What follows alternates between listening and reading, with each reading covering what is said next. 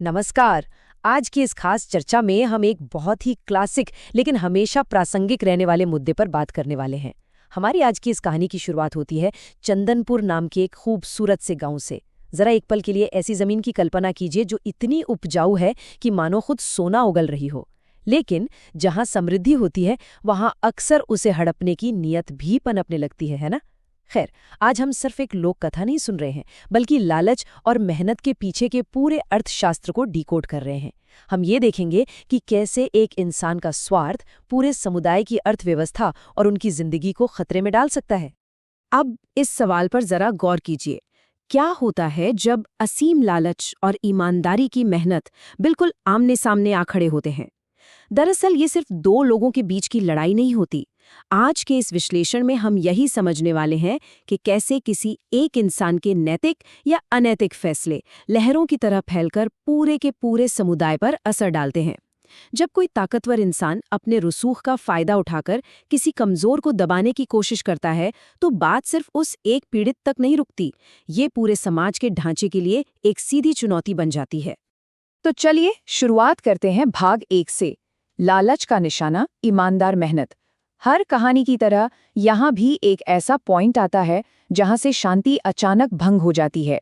इस पूरे टकराव को समझने के लिए आइए इन दो मुख्य किरदारों पर नजर डालते हैं। एक तरफ है मोहन, एकदम सीधा साधा ईमानदार और मेहनती किसान। उसके पास जमीन का एक बहुत छोटा सा टुकड़ा है, लेकिन वो जमीन बेहद उपजाऊ है। वहीं दूसरी तरफ है सेठ करोड़मल, गांव का सबसे अमीर और लालची जमींदार। सेठ की नजर मोहन की उसी सोने जैसी जमीन पर गड़ी है। और पता है उसने इस जमीन को हथियाने के लिए क्या किया? एक बेहद चालाकी भरा जाल बिछाया। वो दावा करता है कि 1 साल पहले मोहन ने उससे 500 रुपए का कर्ज लिया था और अब वो कर्ज न चुकाने के बदले में मोहन की जमीन हड़पना चाहता है। देखिए, ये कोई मामूली चोरी नहीं है, ये पूरी तरह से रची गई एक कानूनी साजिश है। अब सोचिए, जब सरेआम ऐसा अन्याय होता है तो समाज क्या करता है? रामू काका का ये वाकया हमें एक बहुत ही खौफनाक सच्चाई दिखाता है। गांव के सीधे और अच्छे लोग सच्चाई जानते हैं, फिर भी चुप रहना चुनते हैं। ये सिर्फ एक कोट नहीं है, ये पूरे चंदनपुर गांव में फैले डर और बेबसी का जीता जागता सबूत है। जब अन्याय करने वाला बहुत ज्यादा ताकतवर होता है ना, तो अक्सर समाज अपनी हिफाजत के लिए आंखें मूंद लेता है। कोई भी मोहन के पक्ष में गवाही देने को तैयार नहीं था, और सही मायनों में मोहन का असली संघर्ष यहीं से शुरू होता है। लेकिन जब किसी के पास ना ताकत हो और ना ही लोगों का साथ, तो वो क्या करे? यहीं से आता है हमारा भाग 2, अकल ने दी धोखे को मात। मामला अब पंचायत तक पहुंच चुका है, जहां बाहुबल और छल का सीधा मुकाबला बुद्धि से होने वाला है। इस हिस्से की सबसे दिलचस्प बात यह है कि कैसे मोहन इतने बड़े और डरावने कानूनी खतरे को सिर्फ थोड़ा सा पानी और एक सूती कपड़े के इस्तेमाल से पूरी तरह पलट देता है। सेठ का दावा था कि कर्ज का कागज पूरे 1 साल पुराना है। मोहन सीधा पंचायत के सामने उस कागज पर पानी की कुछ बूंदें डाल देता है। अब लॉजिक सी बात है, अगर स्याही 1 साल पुरानी होती तो वो पूरी तरह सूख चुकी होती। लेकिन हुआ क्या? पानी गिरते ही स्याही तुरंत फैलने लगी। ये पल अपने आप में कमाल का था। विज्ञान और सामान्य ज्ञान की एक शानदार जीत। सारा फर्जीवाड़ा सबके सामने आ गया, और वो भी बिना किसी लड़ाई झगड़े के। और इस हाजिर जवाबी का नतीजा क्या निकला? स्क्रीन पर दिख रहा ये नंबर बहुत कुछ कह रहा है। 10,000। सरपंच ने न सिर्फ सेठ का झूठ पकड़ा, बल्कि एक ऐतिहासिक फैसला भी सुना दिया। सेठ ने गांव के छोटे किसानों पर जो भी कर्ज और भारी ब्याज लगा रखे थे, सब माफ कर दिए गए। और तो और उसे मोहन को जुर्माने के तौर पर 10,000 रुपए देने का आदेश दिया गया। ये वाकई में एक बहुत ही संतोषजनक जीत थी। लेकिन क्या लालच इतनी आसानी से अपनी हार मान लेता है? बिल्कुल नहीं। और यहीं से हमारी ये चर्चा अपने सबसे अहम और गंभीर मोड़ पर पहुंचती है। भाग 3, पूरे समुदाय पर संकट। आइए देखते हैं कि कैसे एक इंसान का अहंकार पूरे गांव के लिए जीवन और मौत का सवाल बन गया। पंचायत में हुई उस बेइज्जती के बाद सेठ अंदर ही अंदर बदले की आग में जल रहा था। तपती गर्मियों का मौसम आ चुका था। अब सेठ ने अपनी बची खुची दौलत का इस्तेमाल करके एक बहुत ही खतरनाक चाल चली। उसने पहाड़ियों के पास की वो जमीन ही खरीद ली जहां से गांव की इकलौती नदी बहती थी, और वहां रातों रात एक विशाल बांध बनवा दिया, जिससे पूरे गांव का पानी रुक गया। अब जरा सोचिए, जमीन उसकी थी तो कानूनी तौर पर वो सही था, लेकिन नैतिक रूप से ये एक बहुत बड़ा अपराध था। वो सीधे तौर पर पूरे गांव को भूखा मारने की धमकी दे रहा था। अब इस स्थिति की भयावहता का अंदाजा लगाइए। चिलचिलाती धूप, सूखते हुए खेत और पानी का इकलौता रास्ता एक अमीर आदमी ने कानूनी तौर पर बंद कर दिया है। अगर गांव वाले गुस्से में उस बांध को तोड़ने जाते हैं तो पुलिस उन्हें उठाकर जेल में डाल देगी। ये एक ऐसा परफेक्ट जाल था जिससे निकलना नामुमकिन लग रहा था। ये सवाल सिर्फ स्क्रीन पर लिखा एक वाक्य नहीं है, बल्कि उस वक्त पूरे चंदनपुर गांव की हताशा की आवाज है। बिना किसी ताकत और कानूनी अधिकार के ये गांव अपना वजूद आखिर बचाएगा तो कैसे? और यहीं पर हताशा और निराशा एक गजब के सशक्तिकरण में बदल जाती है। भाग 4, सामूहिक श्रम से आई एकता।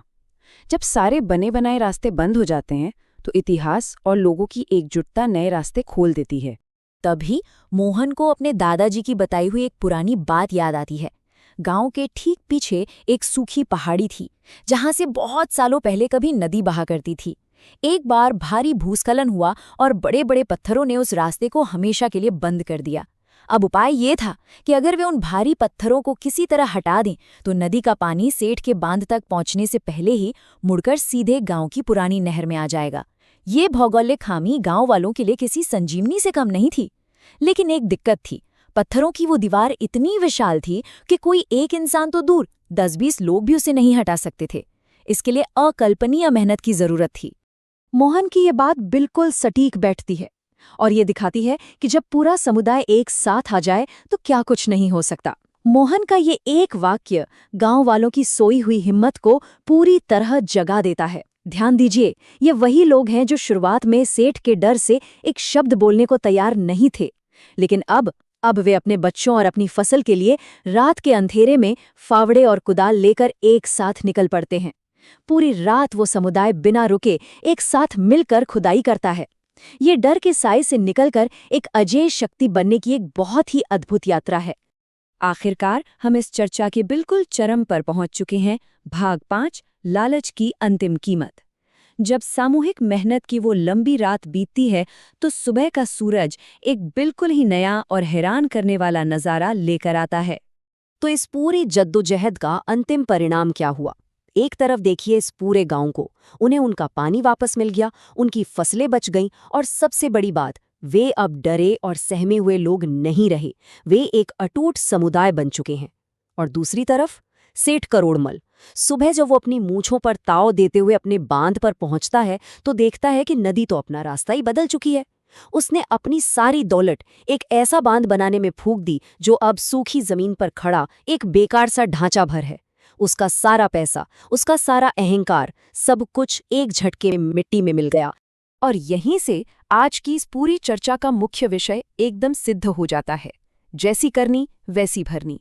ये सिर्फ बोलने के लिए कोई कहावत नहीं है, बल्कि प्रकृति और हमारे समाज का एक ऐसा नियम है जिसे कोई तोड़ नहीं सकता। असीम लालच हमेशा अंत में खुद को ही नष्ट कर देता है। सेठ ने अपनी ताकत के घमंड में प्रकृति को बांधना चाहा, लेकिन ईमानदारी और सामूहिक मेहनत ने मिलकर अपना एक नया रास्ता बना ही लिया। इस चर्चा को खत्म करने से पहले हम सबको इस सवाल पर विचार जरूर करना चाहिए। अगर एक अकेले किसान की अक्ल और ईमानदारी उसका खेत बचा सकती है, और अगर डरे हुए लोगों का एक समूह सिर्फ अपनी एकजुटता से पूरी नदी का रास्ता मोड़ सकता है, तो जरा सोचिए कि जब हम और आप अपने आसपास की समस्याओं के लिए इसी तरह एकजुट हो जाएं, तो क्या कुछ हासिल नहीं किया जा सकता। ये विश्लेषण सिर्फ चंदनपुर नाम के किसी गांव की कहानी नहीं है, ये हम सब के लिए एक रिमाइंडर है कि असली ताकत पैसे या धोखेबाजी में बिल्कुल नहीं है। असली ताकत तो सच्चाई और हम सबकी सामूहिक एकता में है, और यही वो विचार है जो हमें हमेशा अपने साथ रखना चाहिए।